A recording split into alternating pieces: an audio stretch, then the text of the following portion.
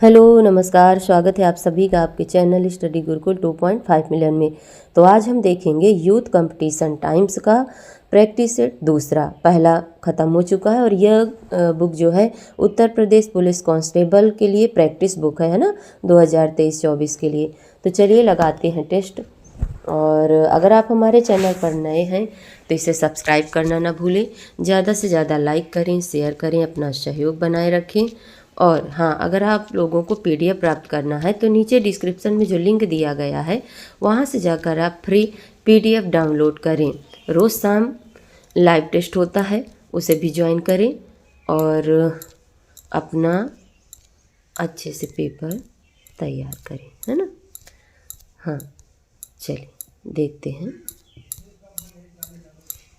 Practice set दूसरा। 1 minute.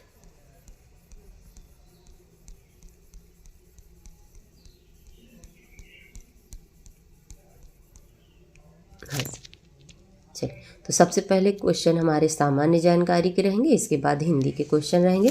Total हम कितने 75 क्वेश्चंस को सॉल्व करेंगे। देखिए पहला क्वेश्चन है कि प्रसिद्ध वादक उस्ताद बिंदा खान द्वारा बजाने वाला वाद्य कौन सा है। तो कौन सा है, सही जवाब होगा ऑप्शन ए सारंगी, है ना। तो उस्ताद बिंदा खान द्वारा बजाने वाला वाद्य यंत्र कौन सा है, सारंगी। इसके साथ अन्य वादक पूछे जाएं जैसे पंडित राम नारायण जी, ये भी सारंगी से हैं। आसिक अली खां एक नाम पूछा जाता है, संतोषी मिश्रा, तो ये सब सारंगी वादक हैं। आगे बढ़ते हैं, नेक्स्ट क्वेश्चन देखते हैं कि नेतृत्व का कौन सा सिद्धांत संपूर्ण व वैज्ञानिक माना जाता है। तो कौन सा सिद्धांत, ऑप्शन दिए गए हैं, स्थिति का सिद्धांत, बहुकारक का सिद्धांत, व्यक्तिगत गुणों व स्थिति का सिद्धांत या आनुवांशिक सिद्धांत। तो यहाँ पर सही जवाब है बहुकारक का सिद्धांत, ऑप्शन बी इसका राइट आंसर है।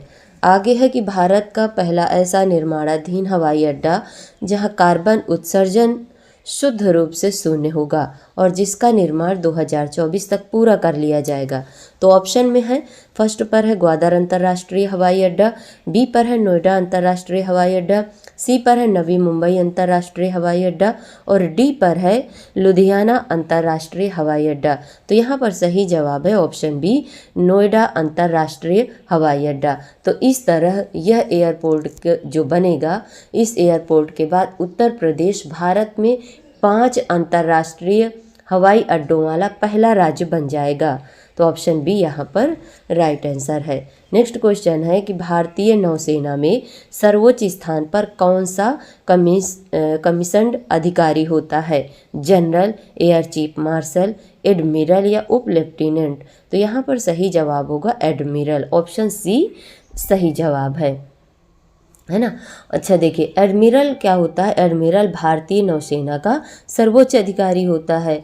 और इसके साथ ही अगर पूछ लिया जाए कि भारतीय नौसेना का मुख्यालय कहाँ है, तो इसका मुख्यालय कहाँ है, दिल्ली में है।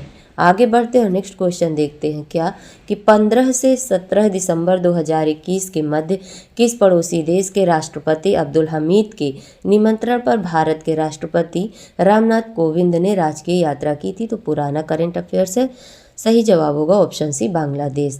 आप लोग नया करेंट अफेयर्स की जो क्लासें पढ़ रही हैं उनको देखते रहिए, है ना, उससे आपका करेंट अफेयर्स कंप्लीट हो जाएगा। आगे है कि सविनय अवज्ञा आंदोलन की शुरुआत के पहले वायसराय को गांधी जी का 11 सूत्रीय चेतावनी दिया गया था। तो अब इनमें देखना है कि इन चेतावनियों के संदर्भ में कौन सा सही है। क्या यह 11 सूत्रीय चेतावनी के अंतर्गत आती हैं। फर्स्ट पर है कि रुपया डॉलर विनिमय दर को कम करना, गलत। भू राजस्व में 50% की कमी करना, सही। राजनैतिक कैदियों को रिहा करना, सही। तो दूसरा और तीसरा सही है, ऑप्शन बी इसका राइट आंसर है। नेक्स्ट क्वेश्चन है कि दक्षिणी गोलार्ध में सबसे छोटा दिन कब होता है।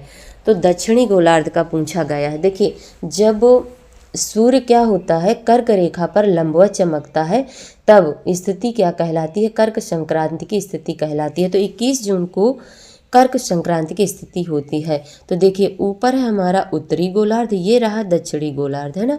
तो दक्षिणी गोलार्ध में सबसे छोटा दिन कब होगा, 21 जून को, है ना। और उत्तरी गोलार्ध पर क्या होगा, 21 जून को उत्तरी गोलार्ध पर सबसे लंबा दिन माना जाएगा, जब सूर्य कर्क रेखा पर लंबवत चमकता है तब।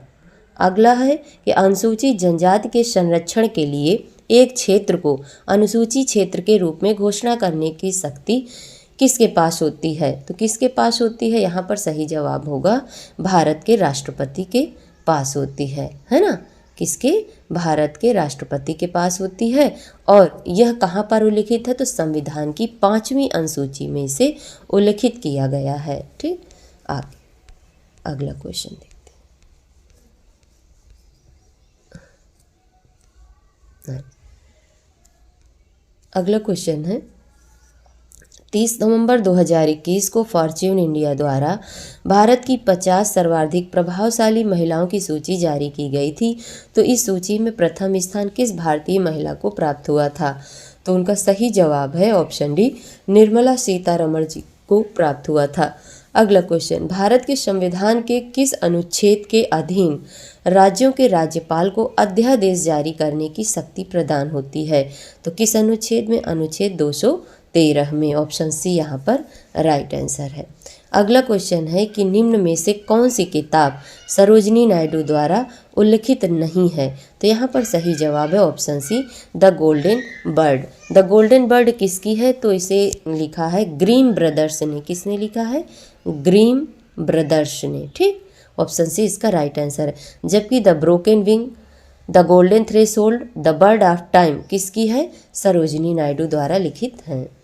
अगला क्वेश्चन है कि निम्नलिखित में से कौन सी मिश्रित खेती की प्रमुख विशेषता है, तो मिश्रित खेती में हम देखते हैं कि कृषि के साथ साथ पशुधन भी जुड़ा होता है, उसे क्या कहते हैं, उसे मिश्रित खेती कहा जाता है ना।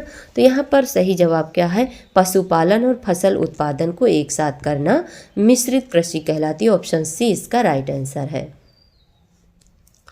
अगला देखते हैं कि निम्नलिखित में से किस राज्य में बहिनी दरबार समाचार पत्र महिलाओं द्वारा महिलाओं के लिए प्रकाशित होता है, तो कहाँ पर होता है, कौन सा है, बहिनी दरबार है ना, तो इसका सही जवाब है मध्य प्रदेश, ऑप्शन डी इसका राइट आंसर है। तो यह मध्य प्रदेश के रीवा जिले की तहसील डामोरा से 2008 से इसे चालू किया गया था। आगे, किस सिख गुरु ने आदि ग्रंथ संकलित किया था, किस सिख गुरु ने आदि ग्रंथ संकलित किया था, तो सही जवाब क्या होगा, ऑप्शन सी, गुरु अर्जुन देव के द्वारा इसे संकलित किया गया था, है ना, आदि ग्रंथ को लिखा गया था। और देखा जाए तो यह सिख गुरु के किस नंबर के, 5वें नंबर के गुरु थे। कब, 1581 से 1601 ईस्वी तक, कब, 1581 से 1601 ईस्वी तक, है ना।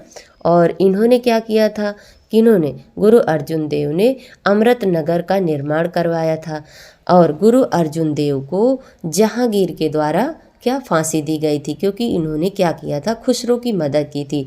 जहांगीर का पुत्र था खुसरो, जिसकी मदद गुरु अर्जुन देव ने की थी, इसलिए जहांगीर ने गुरु अर्जुन देव को फांसी की सजा दे दी थी। अगला क्वेश्चन है कि तुलु के राजवंश की स्थापना किसने की थी, तो तुलु के राजवंश की स्थापना किसने की थी, वीर नरसिंह ने की थी, ऑप्शन डी यहाँ पर राइट आंसर है ना। कब की थी, तो 1505 से 1570 ईस्वी तक इसका वो माना जाता है, ठीक, समय 1570 तक। ठीक, और चलिए आगे देखते हैं अगला क्वेश्चन क्या है।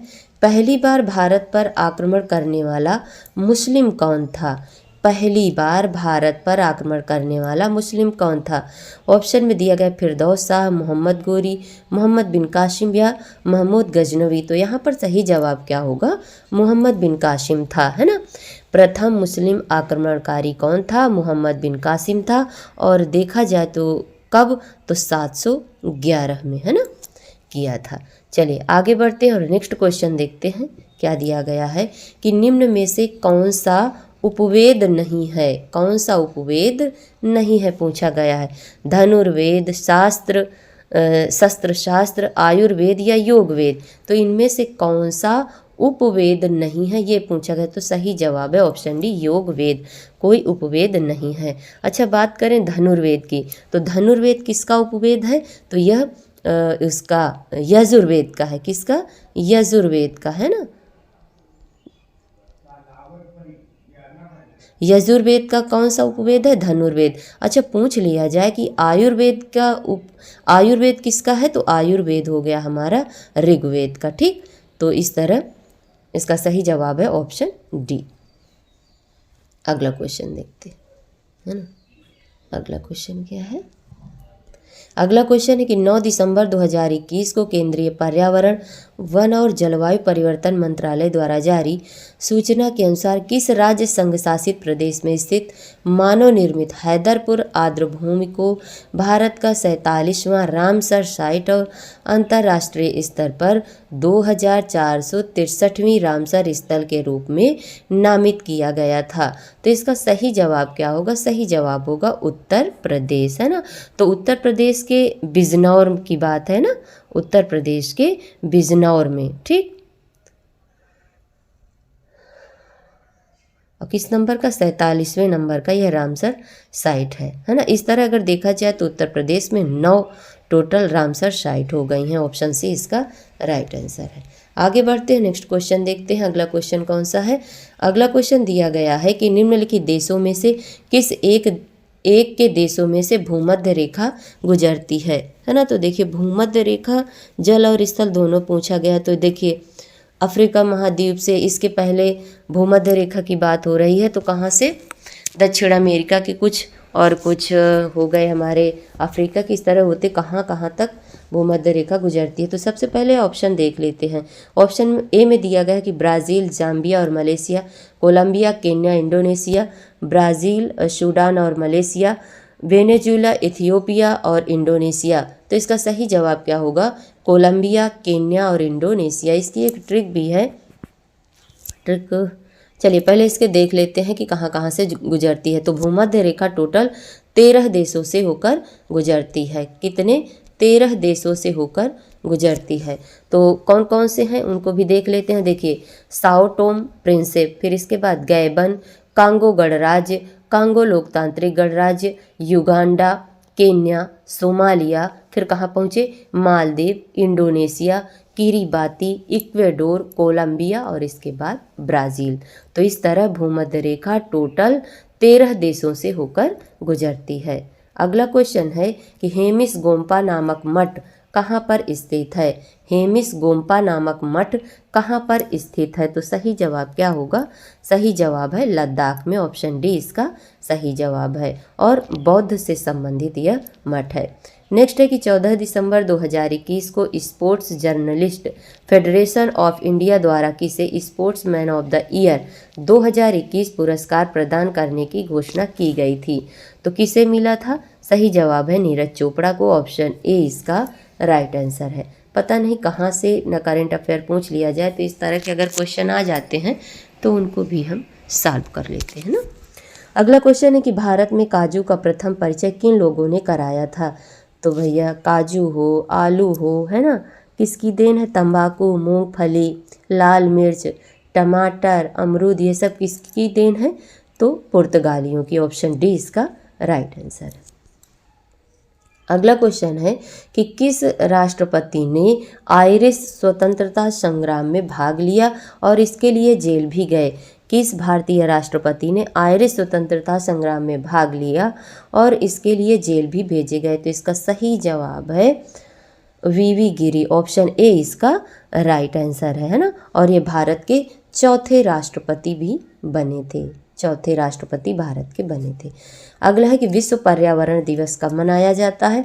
तो विश्व पर्यावरण दिवस 5 जून को मनाते हैं। ऑप्शन डी राइट आंसर है। अगला है कि दिसंबर 2021 में भारत की अमूर्त सांस्कृतिक विरासत में से किसको यूनेस्को द्वारा अंतर्राष्ट्रीय सांस्कृतिक विरासत सूची में शामिल किया गया है? तो यहाँ पर सही जवाब क्या होगा?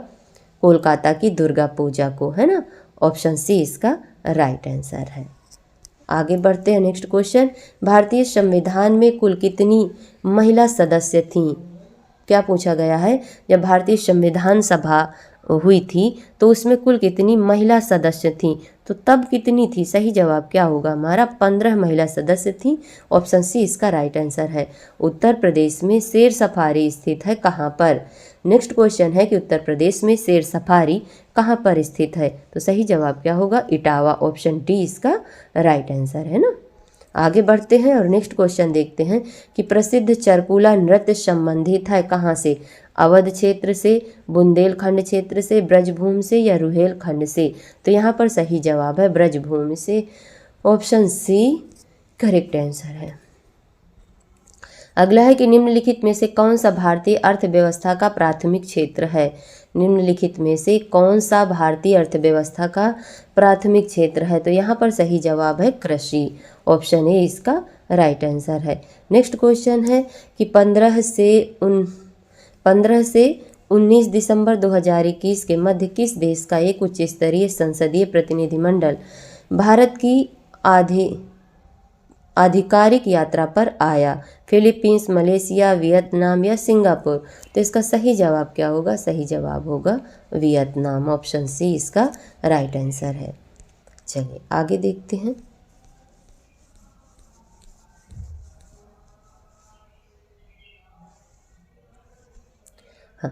हाँ जी, अगला क्वेश्चन है कि आयात निर्यात अर्थात एग्जिम बैंक स्थापित हुआ था कब? तो इसकी स्थापना कब की गई थी? 1982 ईस्वी में। ऑप्शन बी इसका राइट आंसर है। प्रथम भारतीय महिला जिसने एशियाई खेल में 400 मीटर दौड़ में स्वर्ण पदक जीता था।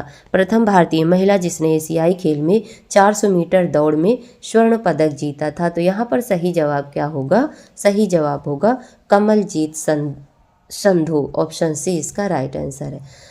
आगे बात करते हैं सार्क की। सार्क का दक्षिण एशियाई क्षेत्रीय समूह संगठन है ना। तो सार्क की पहली बैठक कहाँ हुई थी? पहली बैठक पूछा गया है। सार्क की पहली बैठक कहाँ हुई थी? तो ढाका बांग्लादेश में हुई थी। ऑप्शन ए इसका राइट आंसर है। अच्छा,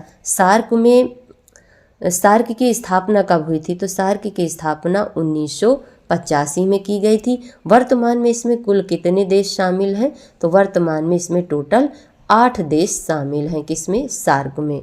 आगे है कि 14 दिसंबर 2021 को संयुक्त राज्य अमेरिका की अंतरिक्ष संस्था नासा की एक विज्ञप्ति के अनुसार नासा का कौन सा अंतरिक्ष यान सूर्य के वायुमंडल में प्रवेश करने वाला पहला अंतरिक्ष यान है? तो कौन सा है? सही जवाब है Parker solar probe. Option D right answer है। आगे दिया है नेक्स्ट क्वेश्चन कि 16 दिसंबर 2021 को रक्षा मंत्री राजनाथ सिंह द्वारा भौगोलिक सूचना तंत्र पर आधारित स्वचालित जलापूर्ति प्रणाली का शुभारंभ किया गया। इस प्रणाली का उद्देश्य कहाँ के रहने वाले निवासियों को त्वरित गति से शुद्ध पानी की उपलब्धता सुनिश्चित करना था। तो कहाँ के? सही जवाब क्या होगा? सही जवाब है छावनी क्षेत्र के। ऑप्शन सी इसका राइट आंसर है। लौह और रक्त की नीति किसने अपनाई थी? तो लौह और रक्त की नीति किसने अपनाई थी? सही जवाब है बलबन। ऑप्शन ए इसका राइट आंसर है। चलिए अगला क्वेश्चन है कि टीपू सुल्तान कहाँ का शासक था? टीपू सुल्तान कहाँ का शासक था? तो टीपू सुल्तान सही जवाब होगा मैसूर का शासक था। ऑप्शन सी इसका राइट आंसर है। टीपू सुल्तान किसका पुत्र था? तो टीपू सुल्तान हैदर अली का पुत्र था, मैसूर का शासक था। टीपू की मृत्यु पूछी जाए तो कब हुई? तो टीपू की मृत्यु हुई थी 1799 में। कब? 1799 में इसकी मृत्यु होती है। किस दौरान? तो चतुर्थ आंग्ल मैसूर युद्ध के दौरान इसकी मृत्यु होती है। आगे बढ़ते हैं। नेक्स्ट क्वेश्चन है कि संविधान का 52वां संशोधन संबंधित है किससे? संविधान का 52वां संशोधन संबंधित है किससे? दल बदल से, आरक्षण से, निर्वाचन से या अल्पसंख्यकों के संरक्षण से? तो यहाँ सही जवाब है दल बदल से। ऑप्शन ए इसका राइट आंसर है। आगे बढ़ते हैं और नेक्स्ट क्वेश्चन देखते हैं क्या। अब क्वेश्चन है हमारे जनरल हिंदी के, है ना। निर्देश दिए गए हैं कि 39 से 43 निम्नलिखित प्रश्नों के उत्तर दीजिए।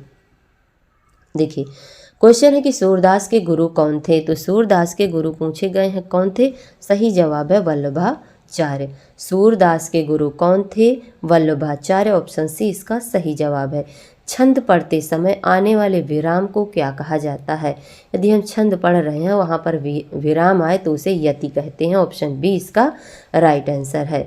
आगे बढ़ते हैं। नेक्स्ट क्वेश्चन है कि विशेषण शब्द जिस संज्ञा या सर्वनाम की विशेषता बतलाते हैं उसे क्या कहते हैं? तो उसे हम विशेष्य कहते हैं। ऑप्शन बी इसका राइट आंसर है ना। चलिए आगे बढ़ते हैं। नेक्स्ट क्वेश्चन है कि प्राचीन शब्द विशेषण के किस प्रकार में आता है? प्राचीन सार्वनामिक, परिमाणवाचक या संख्यावाचक या गुणवाचक? तो यहाँ पर सही जवाब क्या होगा? यह एक गुण है, प्राचीन है, पुराना है, तो गुणवाचक के अंतर्गत आएगा। चलिए आगे देखते हैं अगला क्वेश्चन। हाँ, अगला क्वेश्चन है कि अभ्यास का विशेषण क्या होगा? क्या? अभ्यास का विशेषण क्या होगा? तो अभ्यास का विशेषण पूछा गया है, अभ्यासी होगा। ऑप्शन बी यहाँ पर राइट आंसर है। आगे बढ़ते हैं और नेक्स्ट क्वेश्चन देखते हैं कि निर्देश प्रश्न संख्या 44 से 45 निम्नलिखित मुहावरों के लिए उचित विकल्प चुनिए। चलिए क्वेश्चन क्या है कि द्रौपदी का चीर का अर्थ क्या है? नारी का अपमान करना, शर्मनाक कार्य करना, कभी समाप्त न होना या सुंदर स्त्री होना। द्रौपदी का चीर अर्थात कभी न समाप्त होना, है ना। सही जवाब है ऑप्शन सी। आगे है कूप मंडूक होना का अर्थ क्या है? कुएं में गिरना, मूर्ख होना, मात देना, सीमित ज्ञान या सीमित अनुभव होना। तो यहाँ पर सही जवाब है ऑप्शन डी, सीमित ज्ञान या सीमित अनुभव होना, है ना। आगे बढ़ते हैं और नेक्स्ट क्वेश्चन देखते हैं क्या दिया गया है। देखिए क्वेश्चन थोड़ा सा बड़ा है ना। चलिए देख लेते हैं। इस प्रश्न में वाक्य के पहले और अंतिम भाग को क्रमशः 1 और 6 की संख्या दी गई है। बीच में आने वाले अंश को 4 भागों में बांटकर 11 अलावा संख्या दी गई है। तो इन चारों को उचित क्रम में नहीं है, इन्हें उचित क्रम में रखकर बताना है ना, और ताकि एक शुद्ध वाक्य का निर्माण हो सके। तो सामाजिक जीवन में क्रोध की जरूरत बराबर पड़ती, तो यह तो है। सामाजिक जीवन में यदि क्रोध न हो तो कष्टों की चिर निवृत्ति का उपाय ही न कर सके मनुष्य द्वारा। देखिए तो इसमें सबसे पहले सामाजिक जीवन में, है ना। आगे क्या होगा? आगे होगा सामाजिक जीवन में क्रोध की जरूरत बराबर पड़ती है, और इसके बाद क्या आएगा?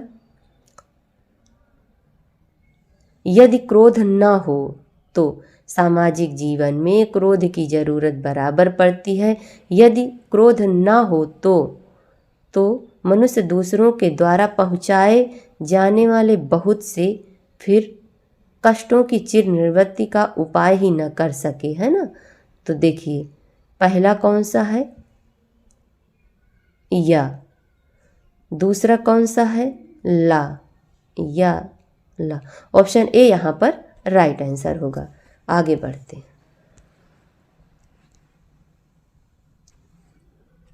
चलिए दिए गए वाक्यांश के लिए एक शब्द का चयन कीजिए। पूरब और उत्तर के बीच की दिशा को क्या कहते हैं?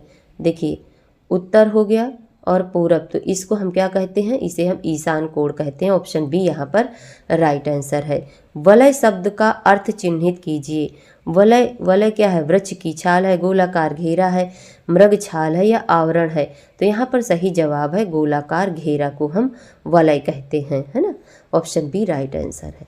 आगे दिया गया है कि नीचे दिए गए शब्दों में से अव्ययी भाव समास का चयन कीजिए। नीचे दिए गए शब्दों में से अव्ययी भाव समास का चयन कीजिए। तो यहाँ पर आजीवन, है ना, यह अव्ययी भाव समास है। ऑप्शन बी इसका सही जवाब है। आजीवन के साथ साथ जैसे पूछ लिया जाए अनुरूप, अनुरूप हो गया, आजन्म हो गया, आजीवन हो गया, प्रतिदिन हो गया, तो ये सब किसके अंतर्गत आएंगे? अव्ययी भाव समास के अंतर्गत आएंगे। नेक्स्ट, ठीक समय पर आ जाना में कौन सा कारक है? ठीक समय पर आ जाना में कौन सा कारक है? कर्म कारण, करण कारक, संप्रदान कारक या अधिकरण कारक? तो यहाँ पर सही जवाब है अधिकरण कारक। ऑप्शन डी इसका राइट आंसर है। आगे, मंदिर और मंदिरा युग्म का उपयुक्त अर्थ वाला युग्म कौन सा होगा? तो मंदिर हो गया पूजा घर या देवालय, है ना। मंदिरा, मंदिरा कहते हैं अश्वशाला को। ऑप्शन डी यहाँ पर राइट आंसर है। चलिए अगला है कि निम्नलिखित में से मिश्र वाक्य कौन सा है? मिश्र वाक्य पूछा गया है, सरल वाक्य या साधारण वाक्य नहीं है, न संयुक्त वाक्य, मिश्र वाक्य है। देखिए, मेरे आते ही वर्षा होने लगी, नहीं, उसके जाने के बाद वर्षा होने लगी, तो मिश्र वाक्य। हाँ, देखिए जहाँ पर ज्यों ही है ना, ज्यों ही वह घर से निकला वर्षा होने लगी, ज्यों है त्यों है, तो ये सब मिश्र वाक्य में आएंगे। ऑप्शन डी यहाँ पर राइट आंसर है। आगे बढ़ते हैं और नेक्स्ट क्वेश्चन देखते हैं क्या दिया गया है। अगला क्वेश्चन है निर्देश है प्रश्न संख्या 53 से 56 तक हमें देना है, करना है काव्यांश को पढ़कर निम्नलिखित प्रश्नों के उत्तर देना है। तो देखिए यहाँ पर पद्यांश दिया गया, गद्यांश नहीं है। क्या है, आज बरसों बाद उठी है इच्छा, हम कुछ कर दिखाएं, एक अनोखा जश्न मनाएं, अपना कोरा अस्तित्व जमाएं। आज बरसों बाद सूखे पत्तों पर बसंत ऋतु आई है, विचार रूपी कलियों पर बहार खिल आई है, गहनता की फसल लहलहाई है, शायद इसी कारण आज बरसों बाद उठी है इच्छा, हम कुछ कर दिखाएं, अपना कोरा अस्तित्व जमाएं। चलिए तो क्वेश्चन का जवाब देते हैं। कवि के मन में इच्छा उत्पन्न हुई है क्या करने की, कुछ महत्वपूर्ण कार्य करने की, मन से बातें करने की, खुशियाँ मनाने की, या अपनी पहचान बनाने की। तो सही जवाब क्या है, कुछ महत्वपूर्ण कार्य करने की। ऑप्शन डी, ऑप्शन ए यहाँ पर राइट आंसर है। अगला क्वेश्चन है कि सूखे पत्ते प्रतीक हैं किसके, पतझड़ के, अकाल के, मन के सूनेपन के, या शुष्कता के। तो यहाँ पर सही जवाब क्या होगा, मन के सूनेपन के। ऑप्शन सी यहाँ पर राइट आंसर। किन कलियों पर बहार का आगमन हुआ है, भाव रूपी कलियों पर, विचारों की कलियों पर, छोटी कलियों पर, या शुष्क कलियों पर। तो राइट आंसर होगा विचारों की कलियों पर। ऑप्शन बी यहाँ पर राइट आंसर। अगला क्वेश्चन है कि गहनता की फसल से कवि का क्या आशय है। गहनता की फसल से कवि का क्या आशय है, विचारों में परिपक्वता, अपना अस्तित्व, लहलहाती फसलें, या विचारों की गंभीरता। तो यहाँ पर सही जवाब है विचारों में परिपक्वता। ऑप्शन ए राइट आंसर है। अगला क्वेश्चन है कि रिक्त स्थान हेतु दिए गए विकल्पों में से उचित विकल्प को चुनना है। रामू की क्या है, केवल इसलिए हुई क्योंकि राजीव उसकी फिर अधिक बुद्धिमान है। तो रामू की क्या हो गई, उपेक्षा हुई होगी, है ना। रामू की उपेक्षा केवल इसलिए हुई क्योंकि राजीव उसकी अपेक्षा अधिक बुद्धिमान है ना। तो यहाँ पर सही जवाब है ऑप्शन सी। आगे दिया गया है क्वेश्चन कि निम्न पंक्ति में सही अलंकार का चयन कीजिए। पानी बिच मीन प्यासी मोही सुनी सुनी आवे हासी। पानी बिच मीन प्यासी मोही सुनी सुनी आवे हासी। तो कौन सा अलंकार है, विभावना अलंकार, अतिशयोक्ति अलंकार, विशेषोक्ति अलंकार, या उपमा अलंकार। तो यहाँ पर सही जवाब है विशेषोक्ति अलंकार। ऑप्शन सी इसका राइट आंसर है। चलिए आगे बढ़ते हैं, नेक्स्ट क्वेश्चन देखते हैं कि निम्नलिखित विकल्पों में से किस विकल्प में सभी शब्द व्यक्तिवाचक संज्ञाएं हैं। तो कौन सी व्यक्तिवाचक है ना संज्ञाएं हैं ये पूछा गया है। तो राम, रामचरितमानस, गंगा। ऑप्शन ए इसका सही जवाब है। आगे बढ़ते हैं, नेक्स्ट क्वेश्चन, निम्नलिखित में क्या गंगा का पर्यायवाची नहीं है। मंदाकिनी, भागीरथी, सुरसरिता, कालिंदी। ऑप्शन सी इसका राइट आंसर। कालिंदी किसका है, यमुना का है। ऑप्शन सी यहाँ पर राइट आंसर है। अच्छा, गंगा के अन्य पूछ लिए जाएं जो ज़्यादा पूछे जाते हैं। तो मंदाकिनी, भागीरथी, सुरसरिता है, इसके साथ साथ नंदीश्वरी, त्रिपथगा तथा विष्णुपदी के नाम से भी जानी जाती हैं। अगला है कि सही वर्तनी शब्द का चयन कीजिए। सही वर्तनी शब्द का चयन कीजिए। तो यहाँ पर सही क्या है, श्रृंगार। ऑप्शन बी इसका राइट आंसर है। समूहार्थक शब्द को चिन्हित कीजिए। अगला क्वेश्चन है कि समूहार्थक शब्द को चिन्हित कीजिए। तो यहाँ पर सही जवाब क्या हो जाएगा, भीड़। ऑप्शन डी इसका राइट आंसर है। आंशिक शब्द में प्रत्यय है कौन सा, अंश, इक, कौन सा प्रत्यय होगा, सही जवाब है आंशिक में इक प्रत्यय है। ऑप्शन सी इसका राइट आंसर है। चलिए अगला क्वेश्चन है कि नीचे दिए गए वाक्य के त्रुटिपूर्ण खंड को चिन्हित कीजिए। यदि कोई त्रुटि ना हो तो डी भाग को चिन्हित कीजिए। पुलिस द्वारा चोरी का माल बरामद हो गया, कोई त्रुटि नहीं है। तो कौन सा सही जवाब होगा इसमें, त्रुटि तो है ना, ऑप्शन सी हो गया है। चलिए आगे बढ़ते हैं। नेक्स्ट क्वेश्चन, वधूर्मी का संधि विच्छेद क्या होगा? वधु प्लस ऊर्मी, है ना, वधु होता है कि वधु होता है, ये हमें ध्यान रखना है। तो यहाँ पर सही जवाब क्या होगा? सही जवाब होगा वधु प्लस ऊर्मी, है ना, ऑप्शन बी इसका राइट आंसर है। इसी तरह जैसे वधु प्लस ऊर्मी हो गया, है ना, धर्म प्लस अर्थ धर्मार्थ हो गया, इस तरह के क्वेश्चन बनते हैं। नेक्स्ट है कि भिन्नार्थक शब्द का चयन कीजिए। पावक, अनिल, अनल, कृशाणु। तो 3 इसमें आग के हैं और 1 हवा का है, तो यहाँ पर सही जवाब कौन सा है? सही जवाब है अनिल। अनिल किसे कहते हैं? अनिल हवा को कहते हैं। बाकी पावक, अनल, कृशाणु आग के पर्यायवाची है। नेक्स्ट क्वेश्चन है कि हर्ष का विलोम बताएं। खुशी, विषाद, उल्लास, आनंद। तो हर्ष का क्या होगा? यहाँ पर सही जवाब है विषाद, ऑप्शन बी इसका राइट आंसर। गंदला, मैला, मलिन किस शब्द के पर्यायवाची हैं? तो यह किसके हैं? इसका सही जवाब है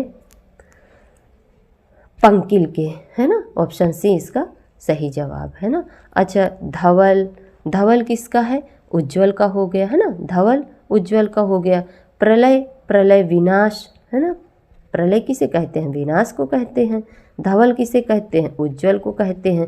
पामर, है ना, पामर किसे कहते हैं? तो पामर का अर्थ होता है दुष्ट। पामर का अर्थ क्या होता है?